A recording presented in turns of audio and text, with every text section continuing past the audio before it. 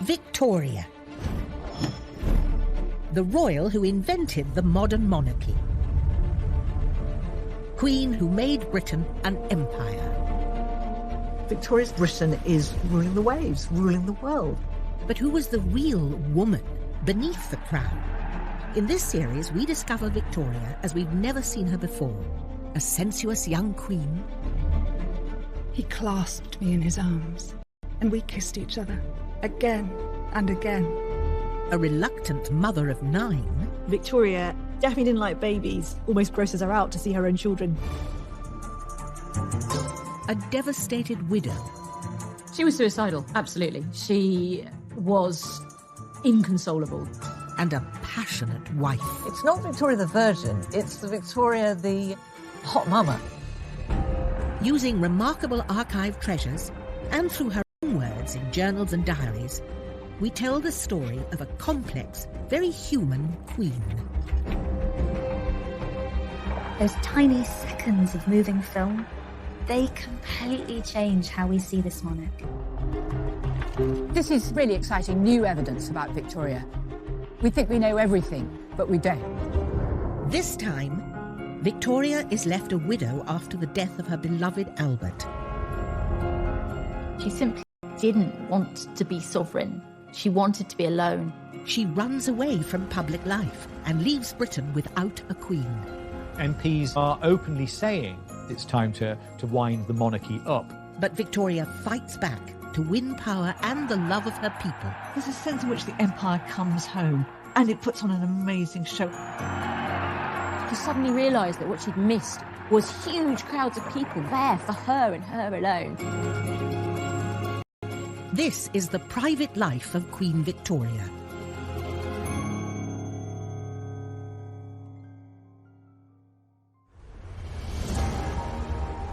After 60 years on the throne, a regal Queen Victoria celebrated her Diamond Jubilee.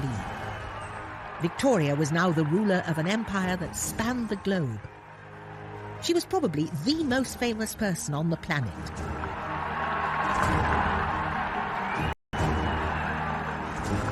A mother to 7 grown-up children, many married into Europe's leading royal dynasties.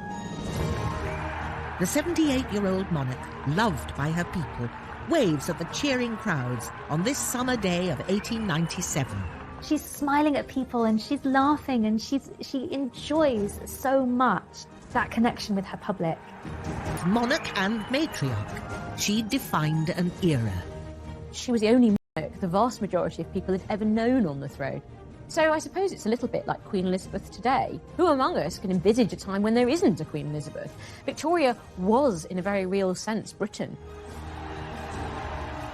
All vied with one another to give me a heartfelt, loyal and affectionate welcome. I was deeply touched and gratified. The Jubilee had been a moment of triumph. But after the death of her husband Albert 36 years earlier, it had seemed unlikely a day like this would ever come. The death of Albert on the 14th of December 1861 sent shockwaves through the country. In London, the bells of St. Paul's rang out, signalling a national crisis. Britain was in mourning for the prince. It was an absolute shock. The man was only 42. It's a little bit like Princess Diana's funeral. A sense that there's an absolute sea change, that something important has happened. And while the nation mourned, Victoria was tortured by grief. She had lost the love of her life, she'd lost her partner, her friend. In her diary, she wrote, To lose one's partner in life is like losing half of one's body and soul. It's like death in life. She was suicidal. She was inconsolable. She couldn't use her legs. She stopped eating. The funeral at St. George's Chapel in Windsor was to be attended by dignitaries from around the world. Kings, lords and politicians were there, paying their respects. But unbelievably, Queen Victoria herself wouldn't be there. Women didn't go to funerals because there's a sense in which it's too upsetting for them. They do mourning work, if you like, but they do it at home. And as a dutiful wife, Victoria followed convention. Victoria was a woman and she was expected to adhere to the norms of society. Women were seen as more hysterical, they were seen as more emotional, they were seen as much less rational. So, despite being ruler of the British Empire, doctors told Victoria to stay away from the funeral and go home. She travelled back to Osborne House on the Isle of Wight, 60 miles away from Windsor, and the prying eyes of the public. Like it was business as usual. For the monarchy, it was considered essential to national morale. So this is from the Dundee Advertiser, Friday 20th of December, 1861. That the shock has not seriously affected the Queen's health will rejoice the heart of all her loving subjects. Indeed, so favourable is the state of her health considered to be that no further bulletins are to be issued. So basically what this is saying is, don't panic, Britain, the Queen is absolutely fine. Except we know she really, really wasn't. While she mourned on the Isle of Wight, the state funeral to bury her husband began at the chapel in Windsor.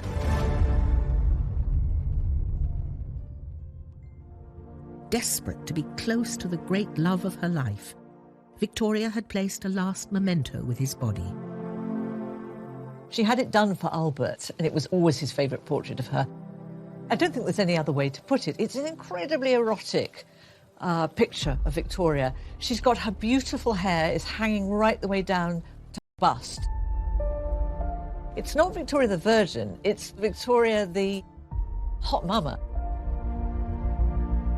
When the time finally came to bury Albert, Victoria confessed to her oldest daughter, Vicky, how pointless her life now felt. It is 1 o'clock, and all is over. But oh, only to have feelings of utter broken-heartedness, utter despair of the life I am to lead.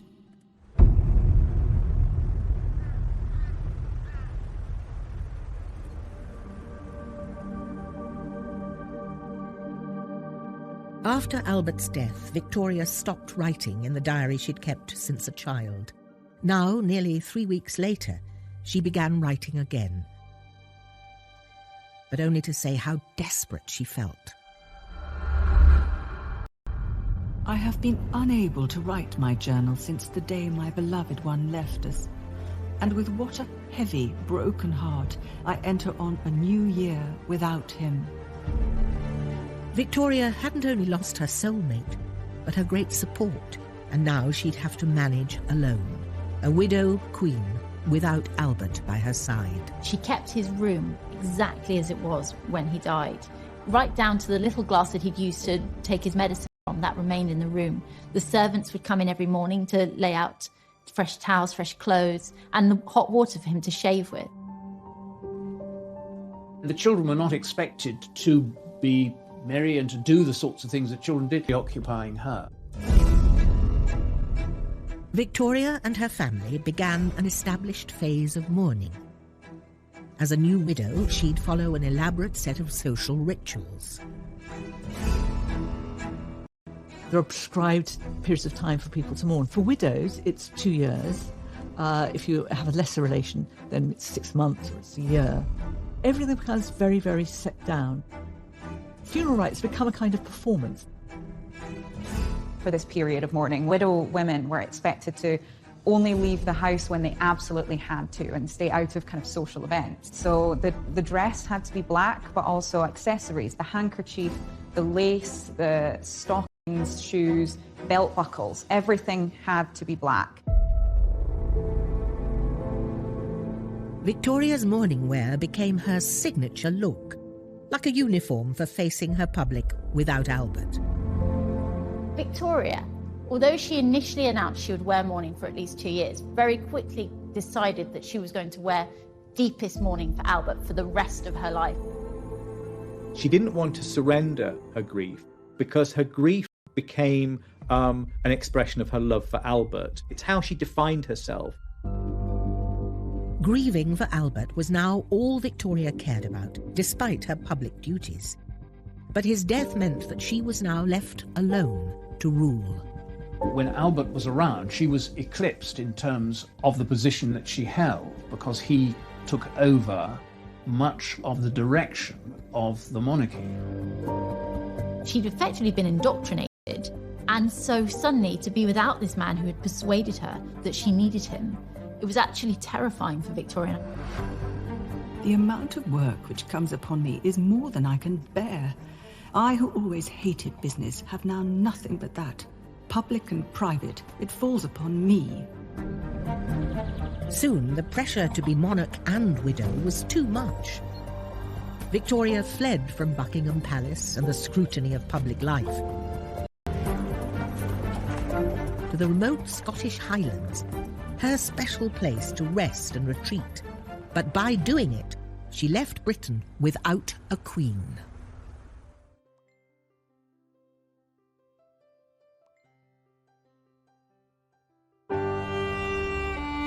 Overwhelmed by the death of her beloved husband Albert, Victoria had abandoned her duties as queen to grieve in private.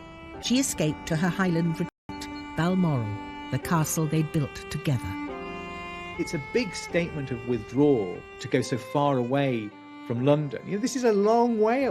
She simply didn't want to be sovereign. She wanted to be alone.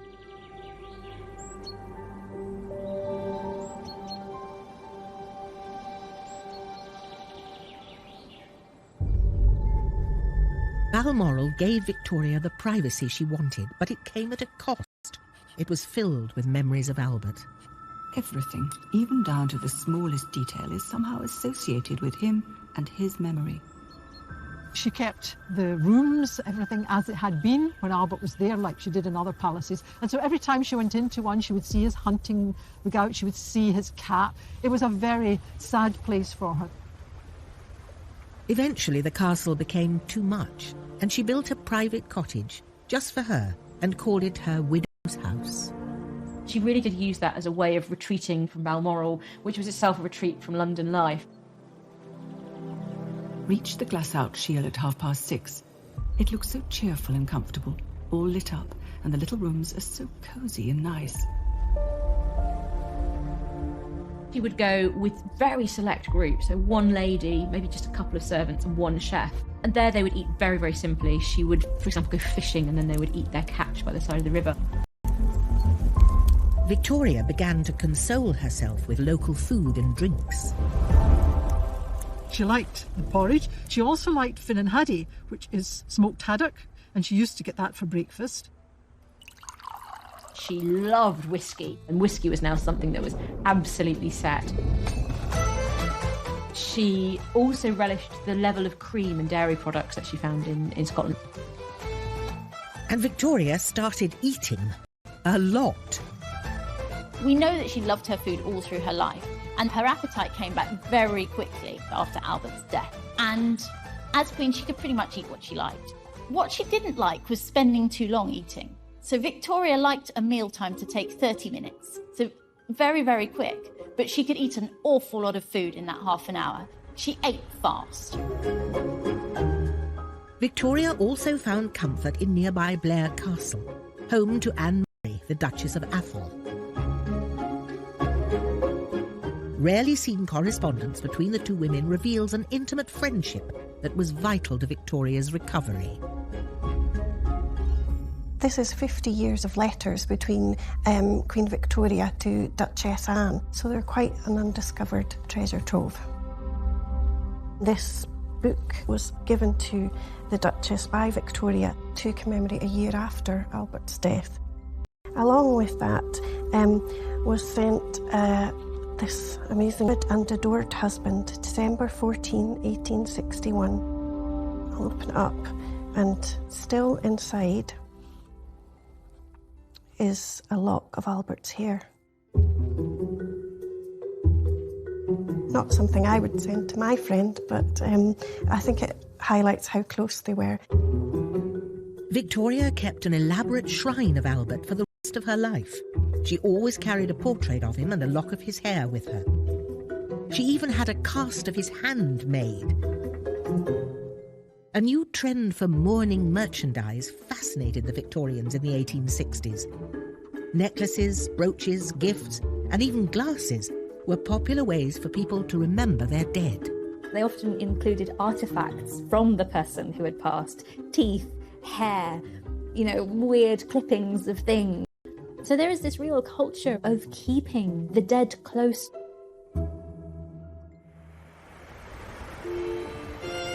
Victoria stayed in the Highlands well beyond her official 2-year period of mourning, returning only occasionally to Osborne House or Windsor to see the family. The magic of the Highlands and the escape from her public life and duty suited the Queen.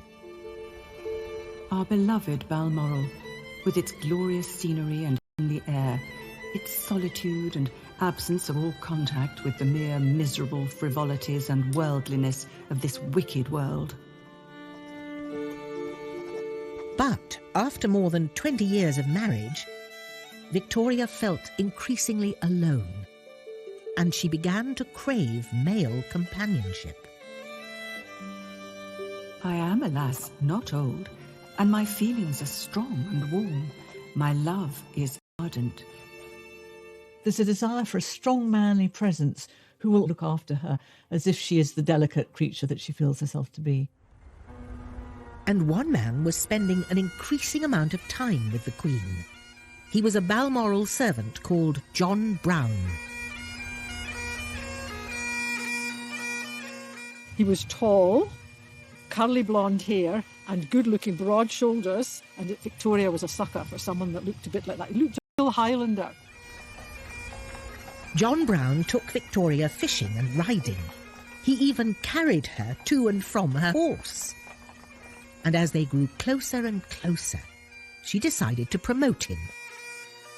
I have now appointed that excellent Highland servant of mine to attend me always and everywhere out of doors. But not everyone shared Victoria's enthusiasm for her Scottish servant. John Brown is not a likeable man, but as far as everybody else was concerned, he was a drunken bore. It was very much based on class. I mean, let's face it, if an outsider comes in and starts to get the Queen's ear, I mean, goodness me. Victoria ignored the gossip and the tittle-tattle and stuck by John Brown.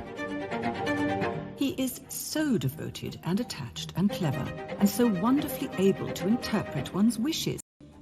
He is a real treasure to me now. They would go out sitting on hillsides in the rain, drinking whiskey together. They would also have an awful lot of private time together. The little cottage that she built for herself. Whiskey toddy was brought round for everyone, and Brown begged I would drink to the fire kindling. I mean, John Brown clearly feels that he has license to say anything to the Queen. At one point, he tells her that she's putting on too much weight. And instead of being completely offended, she takes that on board. He gave her something nobody else was giving her, which was an honest view. I think he sort of shocked her out of herself in some ways. She could be who she wanted to be with him. Albert's death had left a huge hole in her life, and John Brown filled it. Often I told him no one loved him more than I did or had a better friend than me, and he answered, nor you than me. No one loves you more. But questions persisted about the close nature of their relationship. The rumour mill went into overdrive, and there was only one thing on everyone's mind. When people talk about the John Brown thing, the thing they always fixate on is sex. They really feel that she is probably shacked up with John Brown, having delicious Highland sex. I mean, people's fantasies run riot. We thought she was in mourning. We thought she did nothing but weep over Prince Albert. It turns out that she's been having a very nice life, thank you very much, in secret. Victoria's retreat from public view lasted for much longer than the 2 years people were expecting, and her constant refusal to take part in public ceremonies was causing concern. As if to reassure for the nation that she was a dutiful queen, she commissioned Sir Edward Landseer to paint a portrait of her as a widow. But the painting didn't have the desired effect. In fact, it backfired, and when it was shown, her popularity took another dive. So this painting failed because it's trying to say so much, but it isn't answering the question that's being asked. She's for abandonment of duty. She tries to signal her continuing work in a series of ways in this painting. She's working on matters of state. She has her letter in her hand. She has stopped to deal with this rather urgent matter mid-pony rides because it's so important, the work that she is getting on with. She also suggests that she's keeping up with her motherly work. We have an image of two of her daughters very content in the background. But the public didn't want a painting. They wanted to see their queen in person. By the mid-1860s, her ministers and even her own family were becoming frantic about her absence. And people started to ask, was she even fit to rule?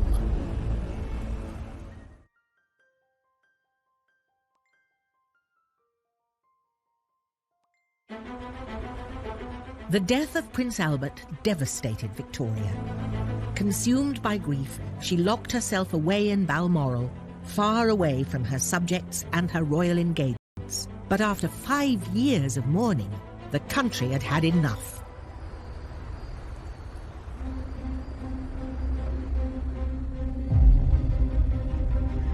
Basically what's happening here is that Victoria is doing what she wants to do, and she's using her grief as a weapon.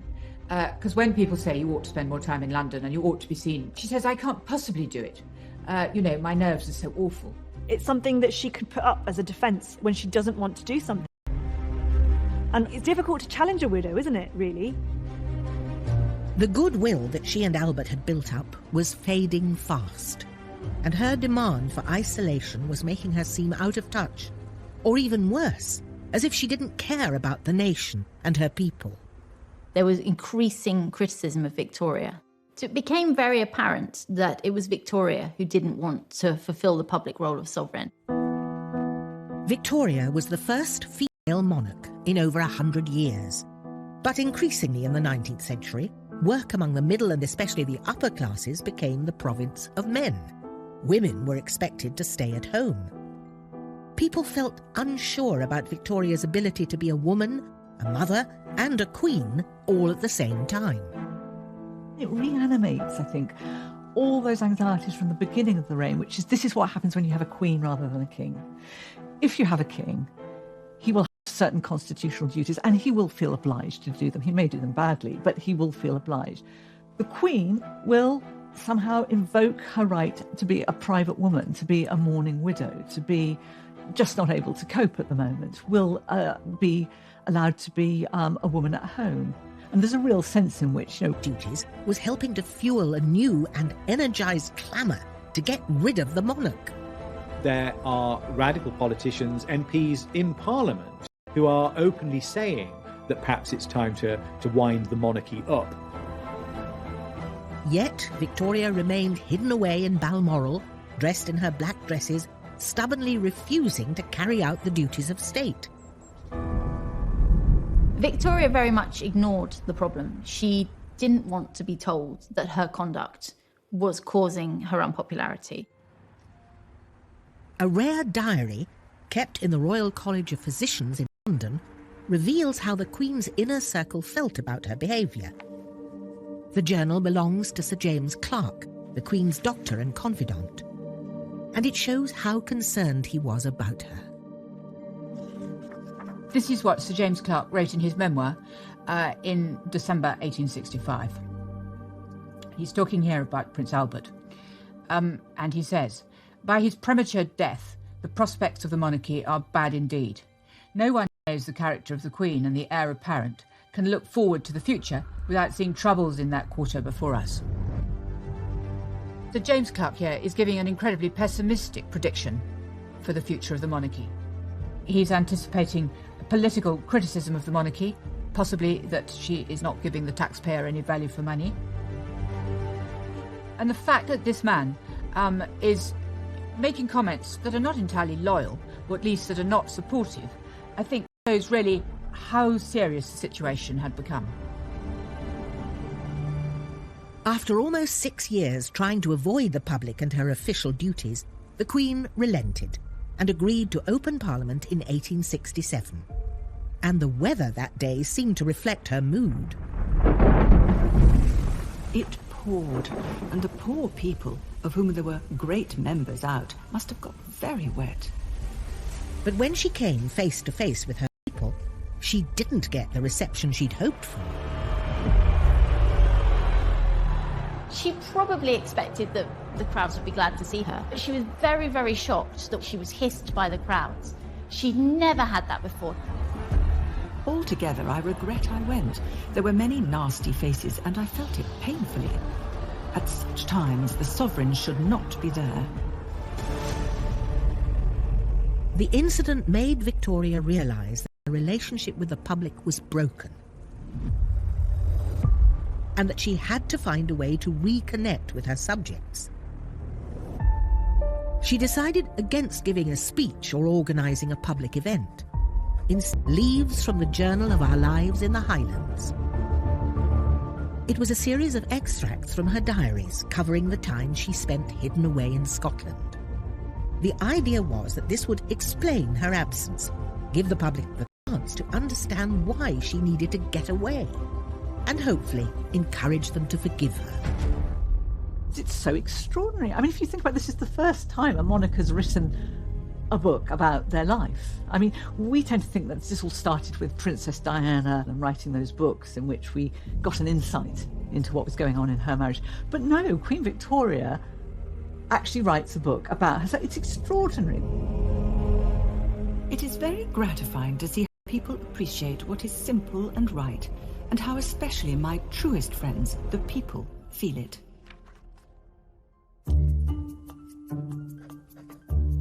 Victoria was really proud of her book and wanted to show it off to those she admired, particularly her favourite writer, Charles Dickens. He agrees to meet her, and she very coyly gives him a copy of her book and says something along the lines of, "Mr. Dickens, I know I'm not really a patch on you, but, please accept this." And he has to do a sort of smirk through gritted teeth. But he thinks the book is, he calls it preposterous. Although Dickens was not a fan of the book, the public snapped it up, and it sold more than 18,000 copies. The letters flow in, saying how much more than ever I shall be loved, now that I'm understood. Her book had achieved its objective. Victoria was back, and she intended to seize this new goodwill and run with it. But in 1871, just as she was getting back on her feet, she received devastating news.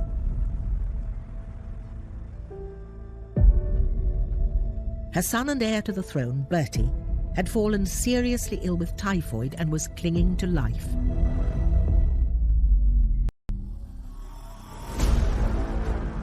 Typhoid was a waterborne disease and was common in Victorian Britain.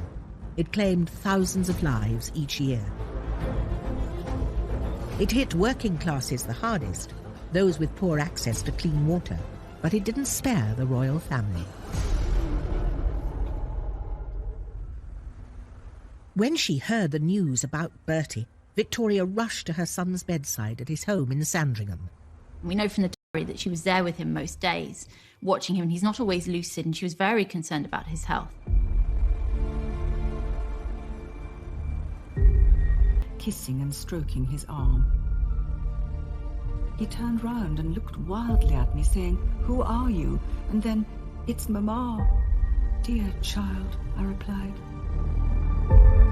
To make things even harder for Victoria, Bertie's illness coincided with the anniversary of Albert's death. It looks as though Edward may die on the very day that Albert died. It's exactly 10 years. There starts to feel something very, very mythic about it, as though this is how the gods are going to play out this game. Petrified, all Victoria could do was wait as the deadly disease ran its course. Outside the palace, the nation was also waiting and watching, desperate for news of the future heir. And as they waited, what they saw was their queen as a caring mother, tending to the needs of her sick child. By looking after Bertie, she was looking after both her son and her heir, and that was the work of both the Queen and the mother. And so this was her being sort of constantly there. It really touched a lot of people. Finally, on the anniversary of Albert's death, Victoria received some good news. It seemed hardly possible to realise the day and to feel that on this very day, our dear Bertie is getting better instead of worse. Victoria seized the opportunity to share the news of his miraculous recovery and her joy as both a mother and a monarch. It seemed like a message from Albert that this was her moment, and she took it.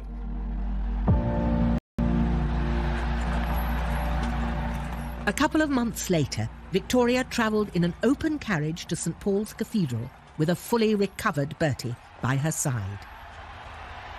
An estimated crowd of 13,000 people were waiting for them to help them celebrate a grand Thanksgiving ceremony for Bertie's recovery. After 10 years of near absence from public life, the Queen was finally ready for her big comeback. Though still in mourning dress, her outfit for the occasion didn't go unnoticed. A corded black silk dress trimmed with white fur and a jacket to match. On her head she wore a bonnet with black and white feathers and white flowers. She was dressed to impress. Victoria took a central role. She entered St Paul's Cathedral, and it must have been such a big deal for her. The last time that she'd really appeared in public, she'd been hissed by the crowds. She was anxious about being seen. She'd changed a lot in the 10 years, but... I saw the tear in Bertie's eyes and took and pressed his hand. It was a most affecting day, and many a time I repressed my tears. She is not a woman that goes in for much physical affection. You know, she's not a hugger and a patter, and she takes his hand. It's extraordinary. She's clearly very, very moved. In that moment, things are more or less put right between the monarch and the British people, because they put themselves on display. This time, as Victoria and Bertie drove back to Buckingham Palace, the streets were packed with cheering supporters. By now, Victoria was 52 and had been on the throne for over 34 years. But it was at this point of her reign that she felt truly united with her country, and they with her. I still hear the ringing cheers, and never can I forget the enthusiasm. It had taken her a decade to come out of her shell, but she was really bucked up by the crowds.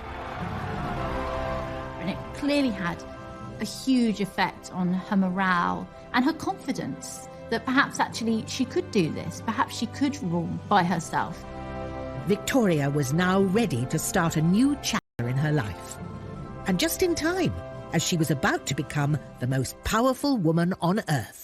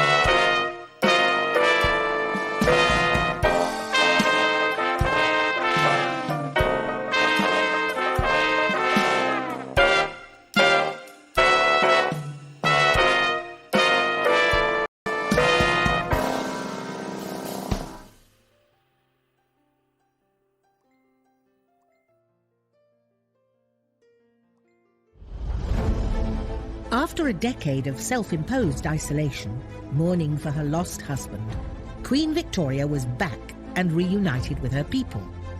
To celebrate her return, she wanted to make a statement on a grand scale. So she decided to take over a project already started by Albert, the redevelopment of West London. Victoria transformed this part of London that gave birth to some of Britain's biggest cultural institutions: the Natural History Museum, the Victoria and Albert Museum, the Royal Albert Hall, and her most important and personal monument, the Albert Memorial.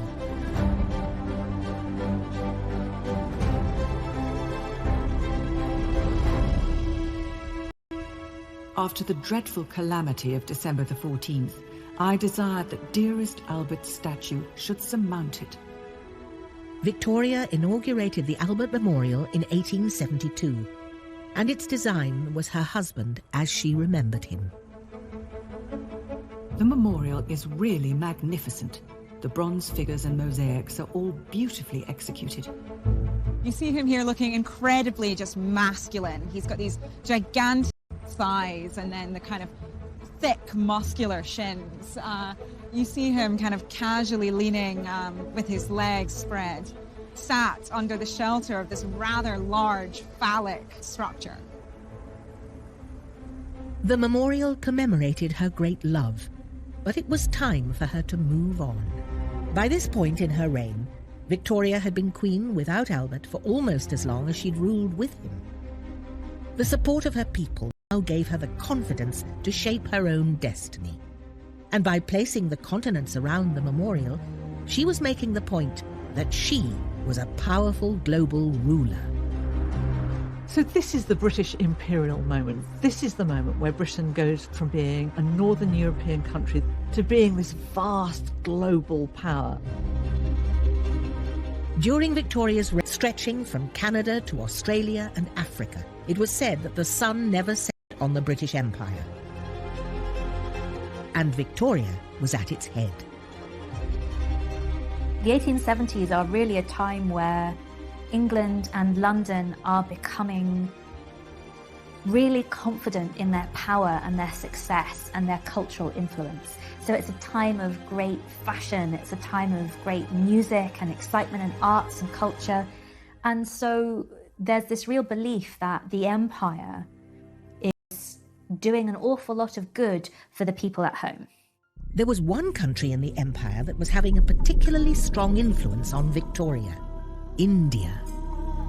I saw Lady Napier, who talked very pleasantly of India, of the climate, of the natives, their intelligence and faithfulness, etc.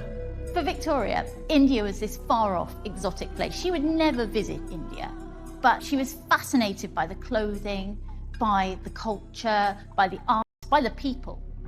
You see that slowly throughout her journals then, from that period onwards, that she talks about our Indian empire, our Indian territories, my subjects in India. So she's already internalized this idea that this is her domain. Victoria had overcome the death of Albert. She was now queen of the world's largest empire, but that wasn't enough. She wanted more. Vicky, her daughter, has become Empress of Prussia, and there's something about that Empress that really sticks in Victoria's craw. She thinks, Empress, that sounds a bit grander than being queen. I think I should be Empress. Luckily for Victoria, there was a new leader in number 10, one who would help her realise her ambition: Prime Minister Benjamin Disraeli. He loves Victoria, and he knows exactly how to play Victoria. He's a bit of a flirt. He almost gives the impression of being a little bit in love with her. And I think there's a bit of Victoria that still likes the idea of men being in love with her. I think the present man will do very well and will be particularly loyal and anxious to please me in every way. With the help of Disraeli, Victoria achieved what she wanted.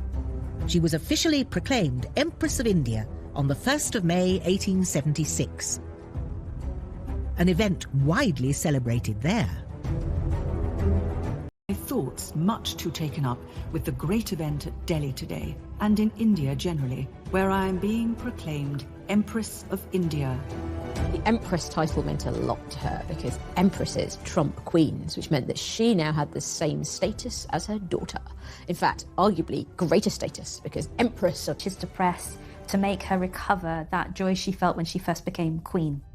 So it's a way of sort of reigniting that spark, that flame in your monarch. A new reign.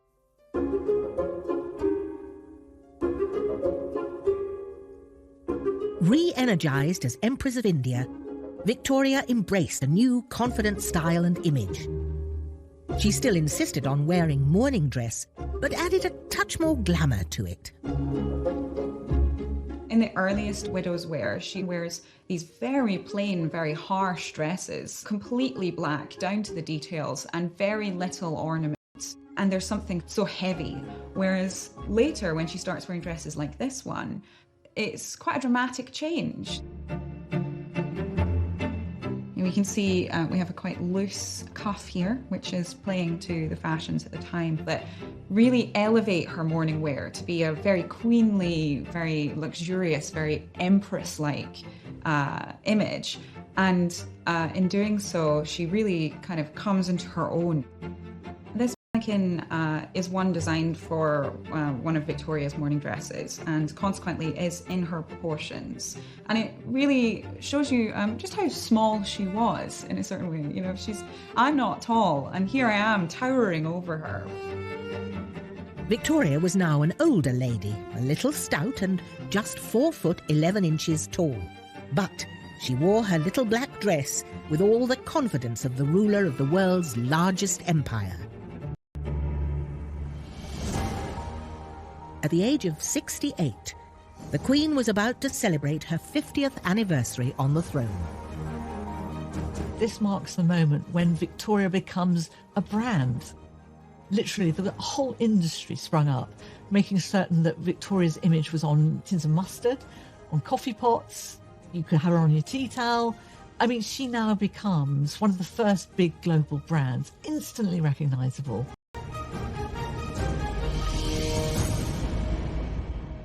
But while the whole world was getting excited about the Jubilee preparations, Victoria wasn't in the mood to celebrate. The day has come and I am alone. I am writing after a very fatiguing day in the garden at Buckingham Palace, where I used to sit so often in former happy days. Victoria's devoted and dear servant, John Brown, had died.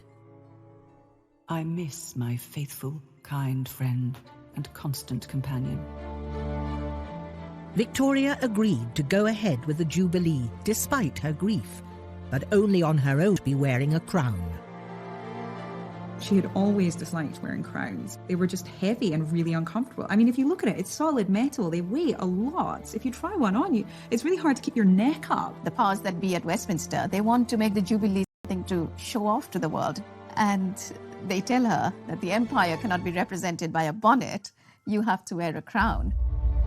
So the compromise ended up that she commissioned a kind of imperial crown that was much smaller and weighed much less.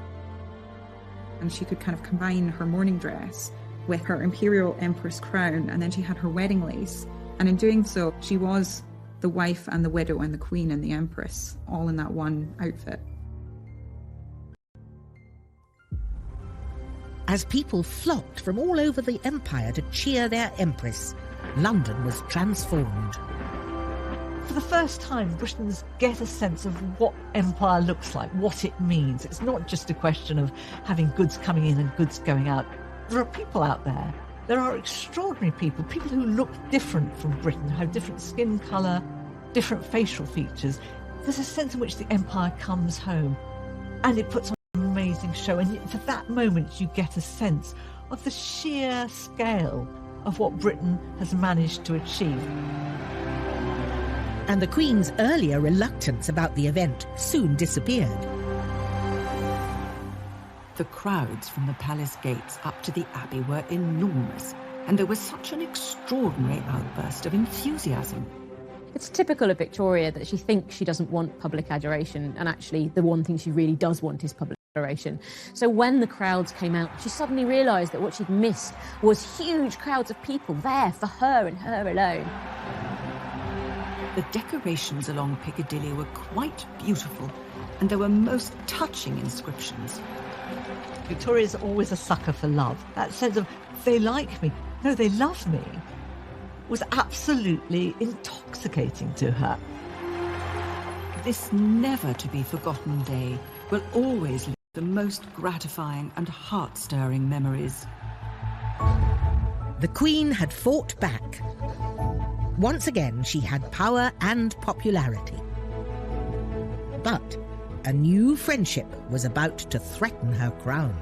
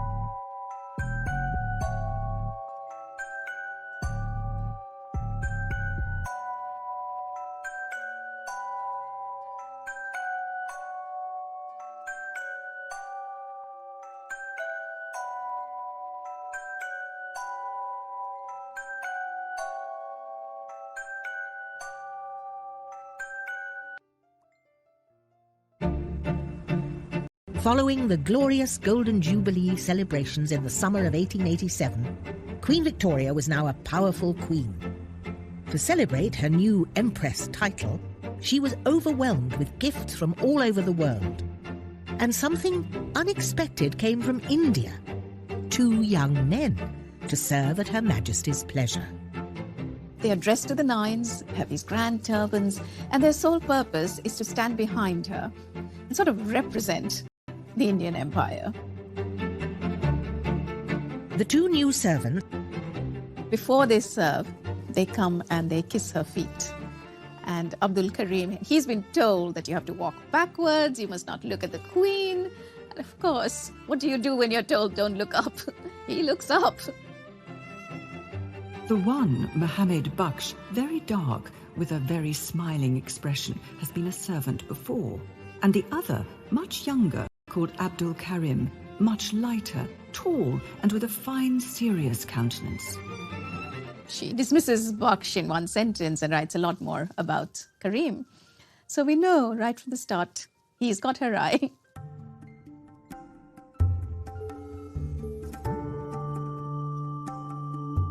By the time Abdul Karim came on the scene, Victoria was almost 70. But despite her age, she was longing for someone to love. When Abdul Karim comes into Victoria's life, she's experiencing quite a dramatic loss from John Brown, the loss of an intimate confidant and friend. Quite quickly, as he and Victoria begin to communicate, and she sees that he is somebody who's clever and educated and talented and skilled, but also becomes quite attracted to his personality. It looked as if Abdul could become the latest in line of Victoria's male companions. To keep him close to her, she decided to take Urdu lessons from him, and she promoted him to be her personal secretary, or munshi in Urdu. I particularly wish to retain his services, as he helps me in studying Hindustani, which interests me very much, and he's very intelligent and useful. She took great pleasure in learning and writing this new language from her ever-expanding empire, learning to say things like, "The tea is always bad at Osborne House. The egg is not boiled enough." She got off on the fact that she could learn something new, even at a relatively advanced age. And he was someone who thrilled her with his exoticism, with his words, with his personality. He tells her about, the heat and dust, the color, the festivals, the spices. Suddenly she's transported into a different world. She lets Abdul have more and more influence over her. Following Abdul's advice, she built a grand entertainment room at Osborne House in the style of the Indian emperors, known as the Durbar Room. A sort of mini India on the Isle of Wight. This room reflects this exuberance she was feeling. Her spirits had really revived, and I think this invited guests, she showed off her mini India to the world. So every detail from here was actually planned in India. Every object in this room, the lamps, the curtains, the carpet, they were all brought from India. The room looked very fine, with the chimney piece finished and surrounded by a beautiful peacock with a spread tail. Victoria used the room to entertain guests from all over the world and remind them of her status as Empress of India. So this beautiful book is the ledger of all the menus of the lunches that were done in Osborne House. So let's open it up a bit. There we go. Wow. It's heavy. So this is the lunch menu from Sunday, the 13th of February. And it's got lots of items listed on it. Some are in French. But here we have the very special item that was one of Queen Victoria's favorites. And it's Indian chicken curry. And this was served nearly every day. The other favorite was dal, which was also served. So she was the original curry fan. Does show her interest in food, her adventurousness, and her open-mindedness as well when it came both to food and to cultures which were not her own. Victoria loved her food, and her new fondness for curry became a national obsession. We do see that real curries, that real taste, real spice, how to cook them, starts to make its way from Victoria's court out into the general public. And people like Eliza Acton, who publishes a very famous cookbook for housewives, especially for middle-class housewives, starts to include recipes for how to make your own curry.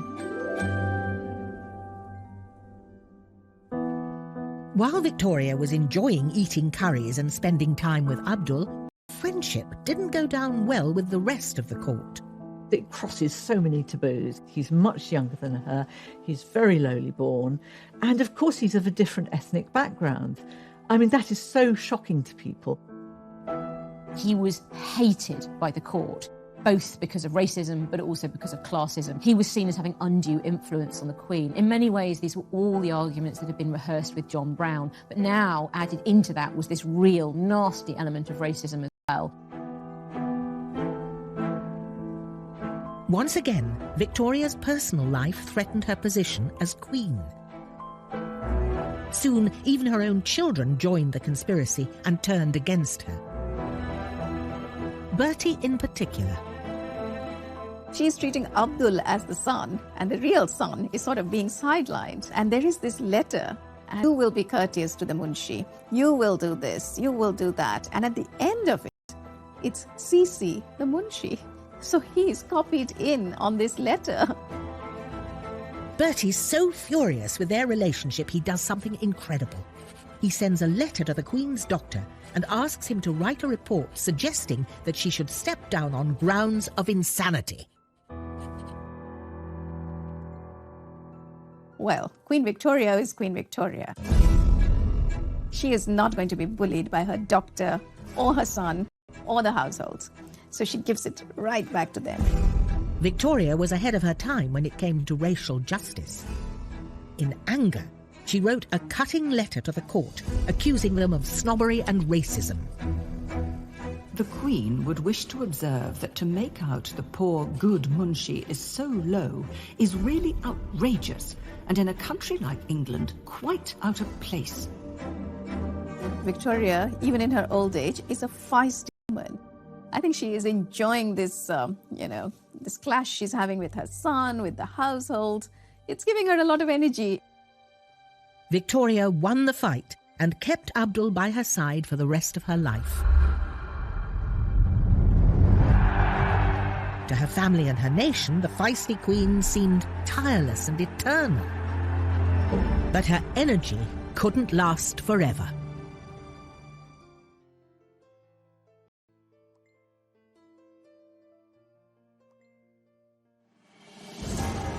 At the turn of the 20th century, Queen Victoria became the longest-serving monarch Britain had ever seen, as she celebrated over 60 years on the throne. Now approaching 80, she had an astonishing 42 grandchildren.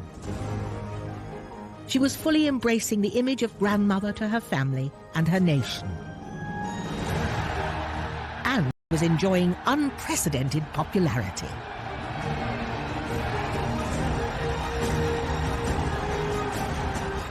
No one ever, I believe, has met with such an ovation as was given to me.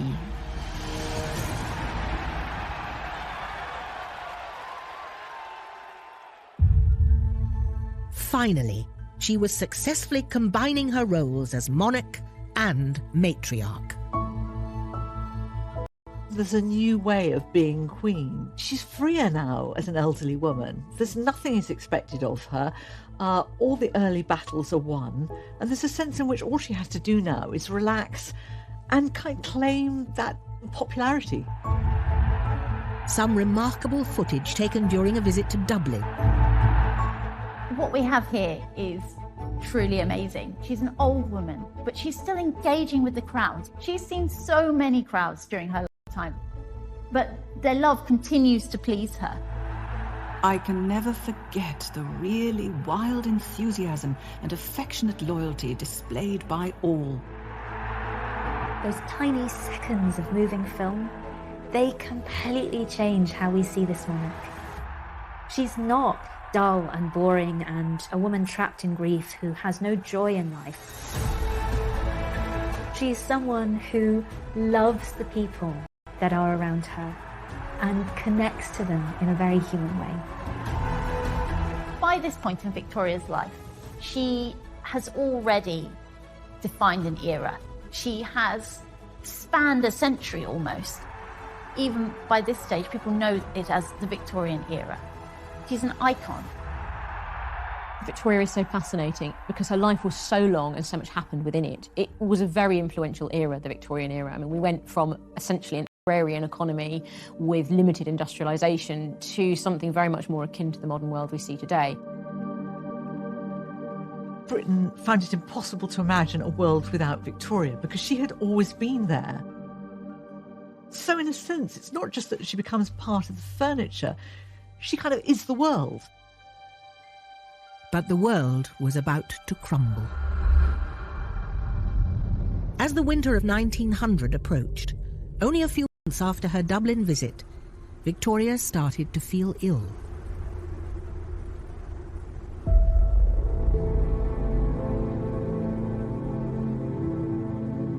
I have not been feeling very well these last days and can eat very little. She was starting to lose her appetite, and that was a really big sign. Even she recognised that something was wrong. This was a queen who had always eaten and eaten well. The sitting through meals, unable to eat anything, is most trying. The Queen was exhausted. She left Windsor and went to rest at Osborne House. She continued keeping her diary until she physically couldn't. On the 13th of January 1901, after 69 years of almost uninterrupted journaling, a diminished Victoria dictated her last diary entry to her daughter. Had a fair night, but was a little wakeful. Got up earlier and had some milk. At 5:30 went down to the drawing room, where a short service was held. A week later, on the 22nd of January 1901, Victoria was lying in bed. She couldn't believe the end was coming. I don't want to die yet.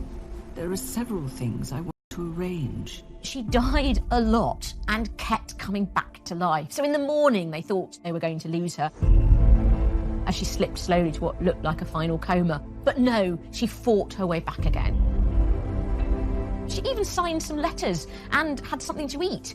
You really do get a sense of a queen who still sees that there is life to be lived and isn't willing to stop living it yet. But that same day, at 6:30 p.m, Victoria whispered her final words.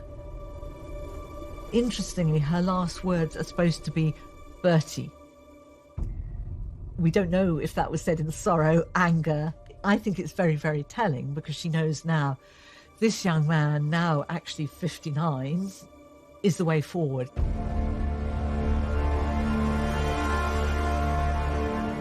There were reporters hanging around outside the gates of Osborne House shouting that the Queen is dead. The news of the Queen's death shook the world.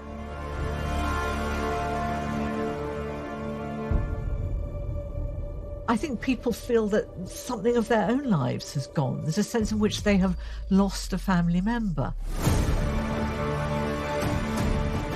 The nation isn't sure that it can cope without its grandmother. The nation is asking itself, what will become of us?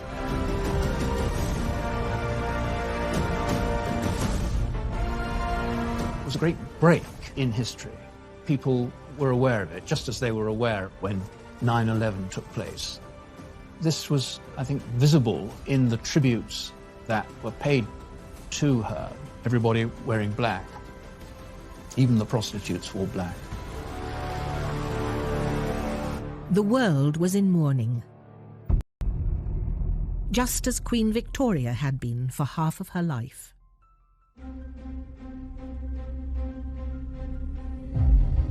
Victoria was the queen who defined herself by her widowhood.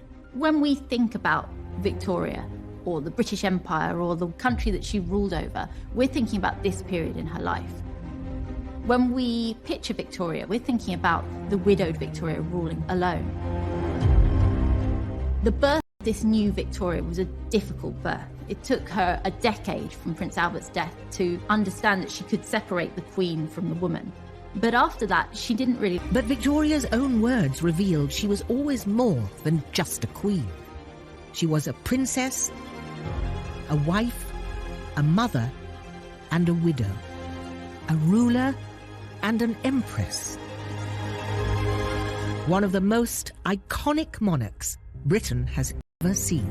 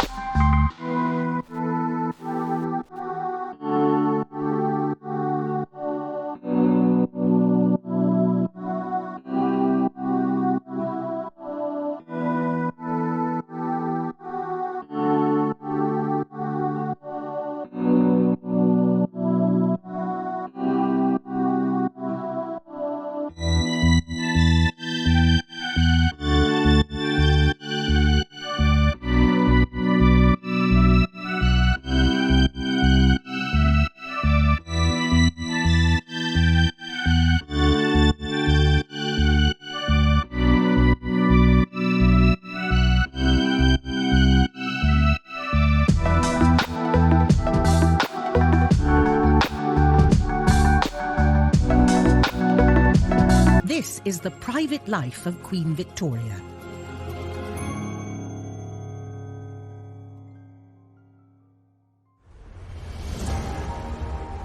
After 60 years on the throne, a regal Queen Victoria celebrated her Diamond Jubilee. Victoria was now the ruler of an empire that spanned the globe. She was probably the most famous person on the planet.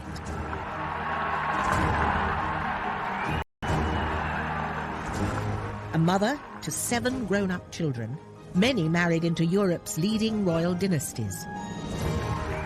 The 78-year-old monarch, loved by her people, waves at the cheering crowds on this summer day of 1897.